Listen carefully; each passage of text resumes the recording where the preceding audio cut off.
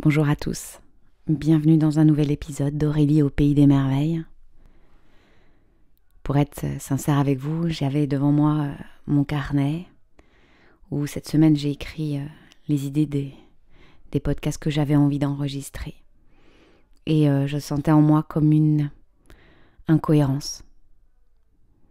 J'avais des choses à dire, à transmettre. Mais c'est comme s'il y avait certaines parties de moi qui ne les avaient pas totalement vécues ou qui sentaient que c'était encore très intérieur. Et je suis allée marcher et je me suis souvenue d'un livre, d'un recueil. Et j'avais fait plein de pages, plein de marques. Vous faites comme moi, vous aussi, vous dessinez sur vos livres, vous marquez les pages. Et je m'étais dit, un jour quand j'aurai un podcast, j'en lirai des passages. Et je me souviens que les épisodes, quand je vous ai lu certains extraits, par exemple de Glennon Doyle, Untamed, ça vous avait parlé. Alors je continue. J'aime bien faire la lecture. C'est quelque chose que j'aime beaucoup faire. Mes élèves m'appelaient... comment ça s'appelle ? C'est pas Père Castor, ouais, c'est ça, mais Mère Castor. Je me souviens bien d'eux. Je vis un peu de nostalgie en ce moment. J'accueille. Ce livre, ça s'appelle, donc c'est de Paulo Coelho, Guerrier de lumière, et c'est une édition où j'ai trouvé une trilogie. Et peut-être que je reviendrai pour vous lire des extraits de la deuxième et troisième partie. Cette première partie s'appelle Maktoub. Je vais vous lire 4 passages. En fait, ce sont des passages qui durent une page seulement. J'aime ça aussi. J'aime dans la concision, la profondeur. Je ne peux pas m'enfuir dans cette concision. Je ne peux que plonger. C'est vraiment un livre que j'aime particulièrement parce que, vous savez, c'est ces livres où on feuillette et puis on tourne, on demande un message et puis on tombe sur un passage. Alors peut-être que les passages qui sont venus à moi, j'en avais sélectionné 2 dans ce passage, je suis allée en relire d'autres. Et il y a l'élan de les lire, et peut-être que dans ces 4 passages, il y en aura un qui fera écho. Vous viendrez me dire, celui qui a fait le plus écho, quelle prise de conscience. Vous viendrez le partager à vos amis de conscience. Le premier extrait, donc dans Maktoub, se trouve à la page 79. Ah oui, je vous ai même pas dit l'édition. C'est l'édition J'ai lu.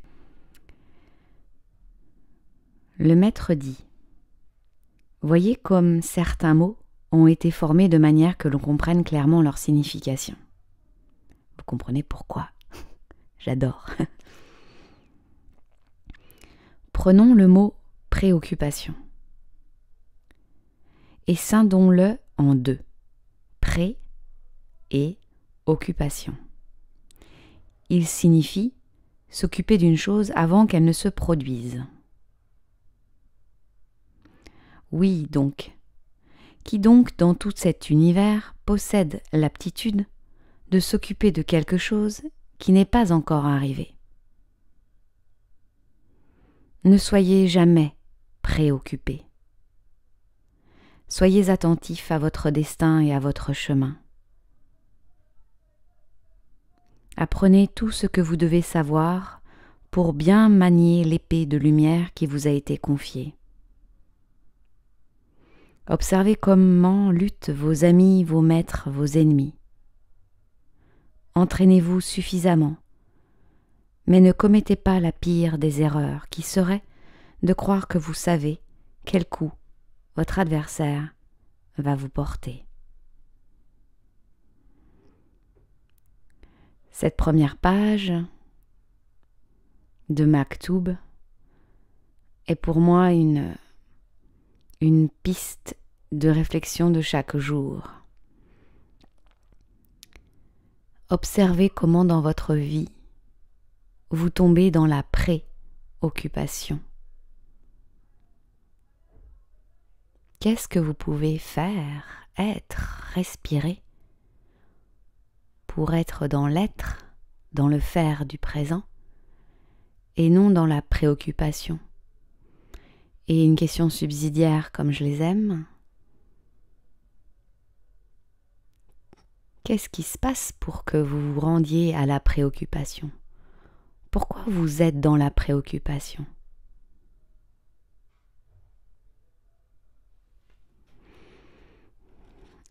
Sachez bien que les questions que je vous pose, je me les pose également. Et dans la préoccupation, il y a comme pour moi une véritable sensation physique. Ça monte dans ma tête, je suis comme à l'avant de mon préfrontal, là, je suis vraiment derrière les yeux, devant mon front, là. Je suis là. Je respire par le haut de mes épaules, même si dans une séance de yoga, je respire par le ventre. C'est pas vécu, c'est une fausse respiration abdominale.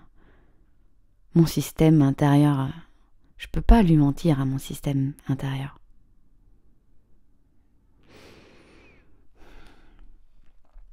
Voici le deuxième extrait, mes chers. Situé juste après d'ailleurs, page 80. C'est vendredi. Vous rentrez chez vous et vous prenez les journaux que vous n'avez pas eu le temps de lire durant la semaine. Vous allumez la télévision sans le son, vous mettez un disque. Vous utilisez la télécommande pour passer d'une chaîne à l'autre et vous feuilletez quelques pages tout en écoutant la musique.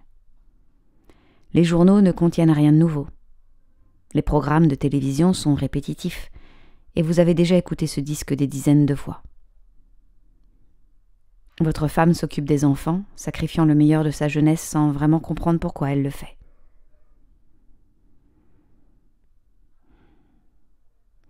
Une excuse vous passe par la tête. Bon, c'est la vie.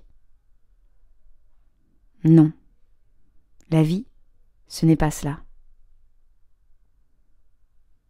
La vie, c'est l'enthousiasme. Essayez de vous rappeler où vous avez caché votre enthousiasme. Prenez avec vous votre femme et vos enfants et tâchez de le retrouver avant qu'il ne soit trop tard. L'amour n'a jamais empêché personne de poursuivre ses rêves. Concis, précis, efficace.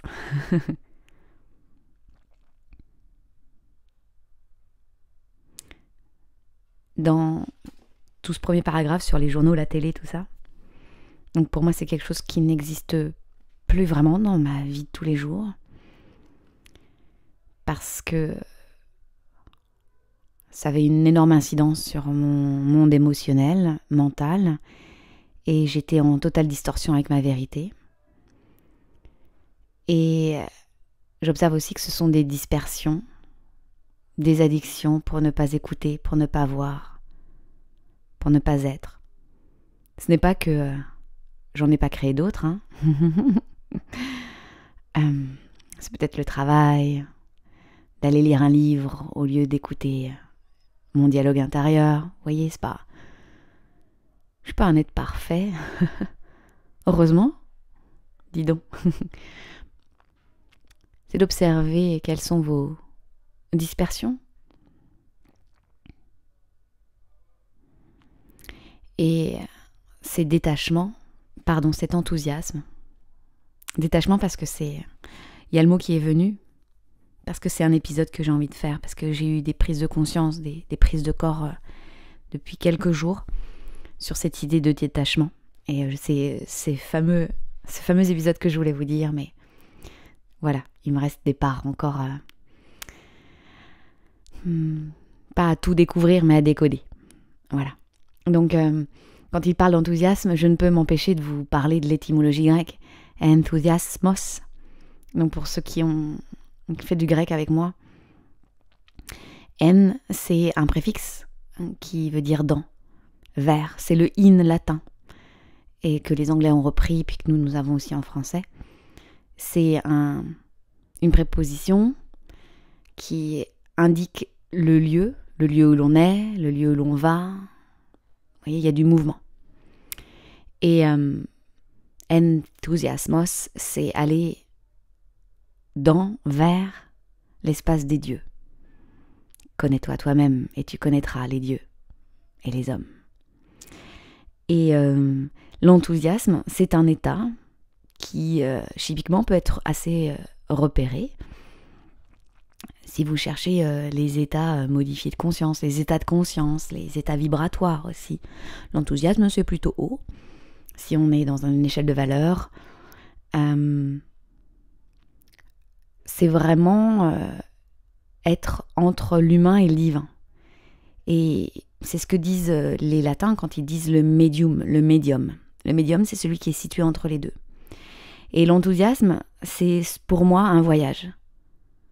C'est que je vais entre les deux espaces et je suis pleinement dans mon espace de fusion, d'alchimie. Et parfois, ça peut être 80% d'humain, 20% de divin, vous voyez. C'est pas... Mon but, c'est pas de 50-50, c'est... Enfin, ça ne l'est plus. Ou du sang divin, et puis laisse tomber l'humain. Mais l'enthousiasmos, c'est que je sais qu'il y a beaucoup plus grand que moi et que je fais partie du tout. Et que je me prends pas non plus au sérieux. Parce que quand je dézoome, c'est une petite tête blonde comme un grain de sable. Voilà, enthousiasmos. Et voyez dans votre vie ce que c'est l'enthousiasme, parce que là, je vous ai parlé d'étymologie, mais quand est-ce que vous êtes enthousiasme? Qu'est-ce qui vous enthousiasme? Et soyez simple. Parce que c'est encore un phénomène de dispersion quand on veut... Ah bah, c'est quand je fais une grosse fête pour mon anniversaire et qu'il y a tous les gens que j'aime. Ouais, donc ça arrive... allez, au moins une fois par an, au pire, enfin, je sais pas comme vous voyez, mais...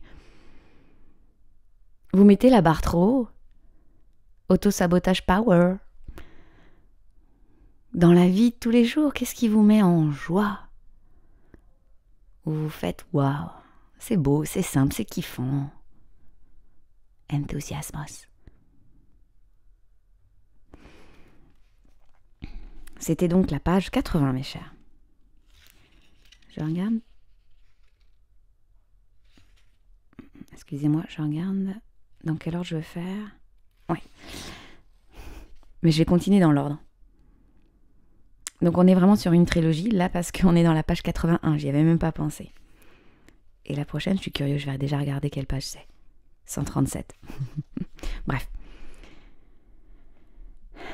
Donc troisième passage. C'était la veille de Noël. Le voyageur et sa femme dînaient dans l'unique restaurant d'un village des Pyrénées. Et ils faisaient le bilan de l'année sur le point de se terminer. Je souris intérieurement parce que je me rappelle que j'ai fait un épisode sur le bilan. Le voyageur se mit à déplorer un événement qui ne s'était pas déroulé comme il l'aurait souhaité. Sa femme regardait fixement le sapin de Noël qui décorait le restaurant. Le voyageur songea qu'elle ne semblait guère intéressée par la conversation. Et il changea de sujet.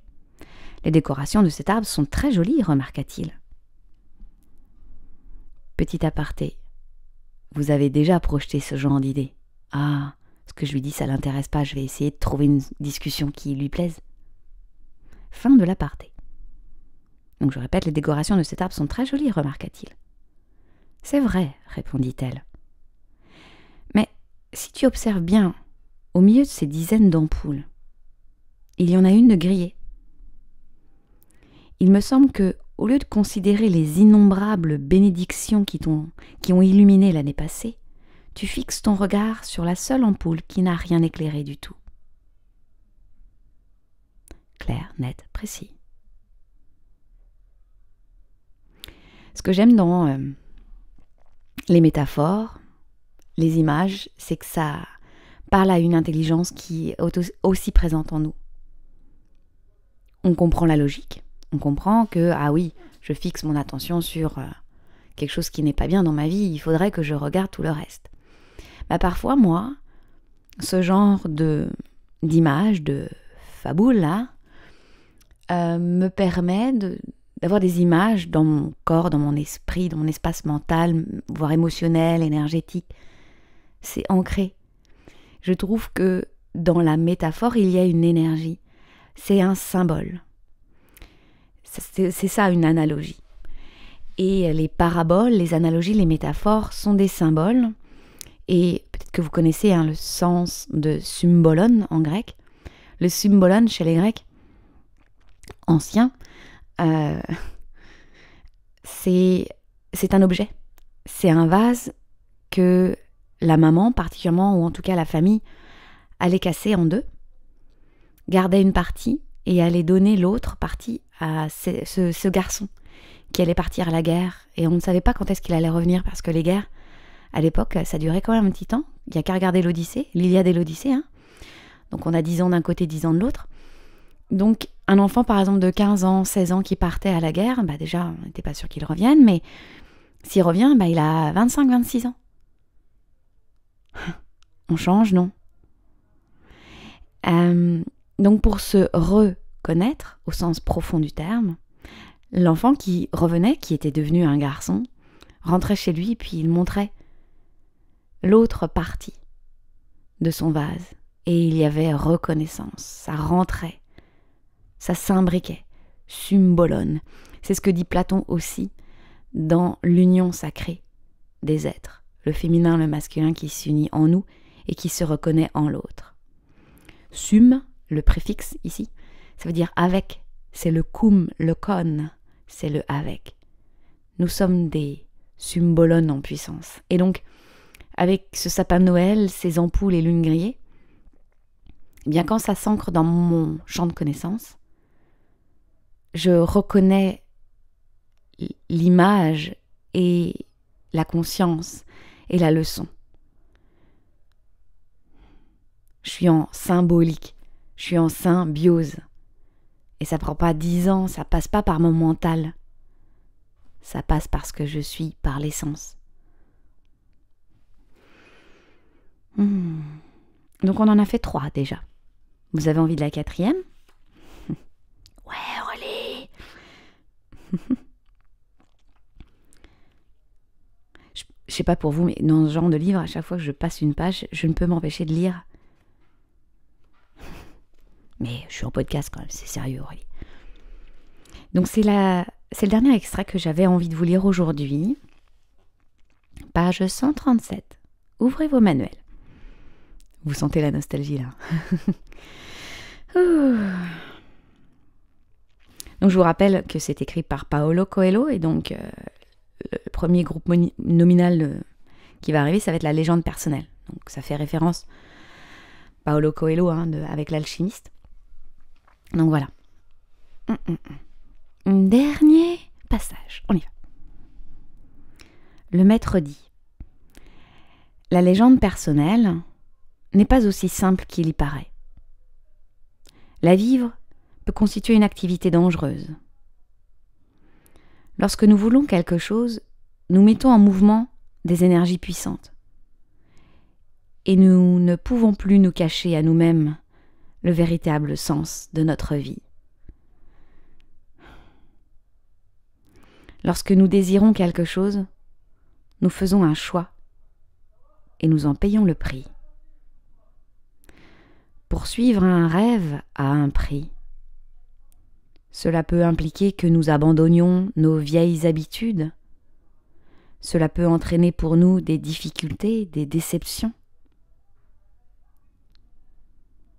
Toutefois, quel que soit ce prix, il ne sera jamais aussi élevé que celui que paieront ceux qui n'ont pas vécu leur légende personnelle.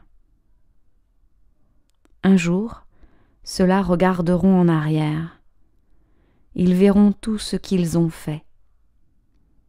Et ils entendront leur cœur dire: j'ai gaspillé ma vie. Croyez-moi, C'est l'une des pires phrases que l'on puisse entendre.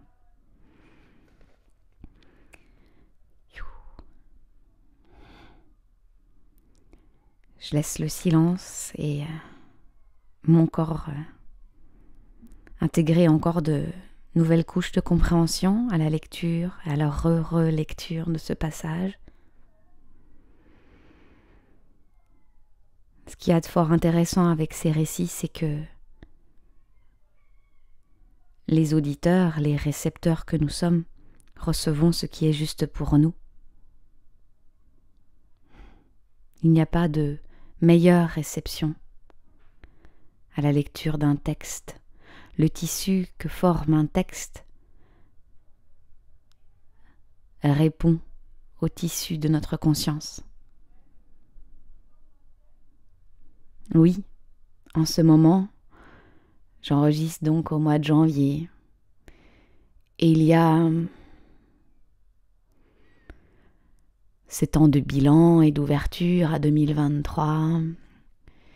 Et chez moi, la légende personnelle, je ne sais pas si j'y suis pleinement en fait. Je ne peux pas vous dire. Je sens vraiment qu'il y a comme un appel intérieur qui fait que ça s'ouvre de plus en plus. Et j'ai dû fermer des portes.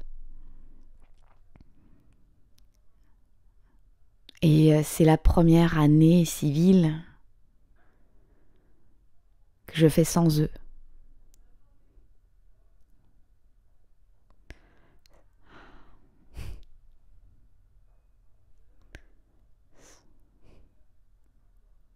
Je leur ai pas dit bonne année.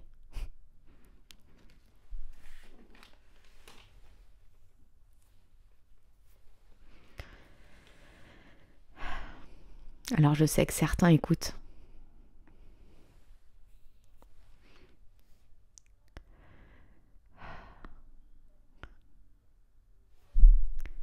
Je souhaite à chacun, chacune, de marcher le chemin de sa légende personnelle.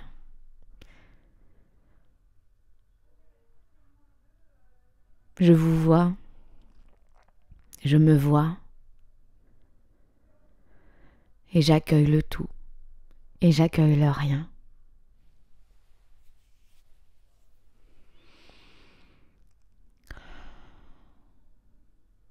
Même si je vis cette tristesse, cette nostalgie, je suis ravie de la vivre. Ce n'est pas que je suis certaine que c'est le bon chemin. Mais chaque matin, je suis sur mon chemin, en pleine cohérence. Et oui, en pleine cohérence. Et ça fait un bien fou. Et quand je vous le dis, je regarde l'écran de mon ordinateur, il est 11h22. Ceux qui me connaissent savent très bien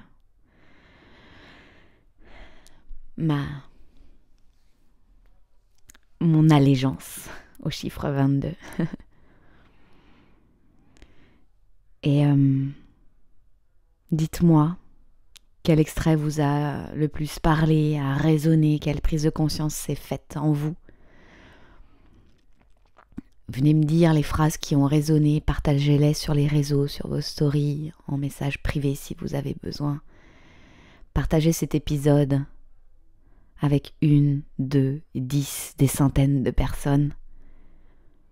Marchons notre légende personnelle. Je vous souhaite une magnifique journée, une magnifique soirée, une magnifique nuit. Je vous embrasse. À très bientôt.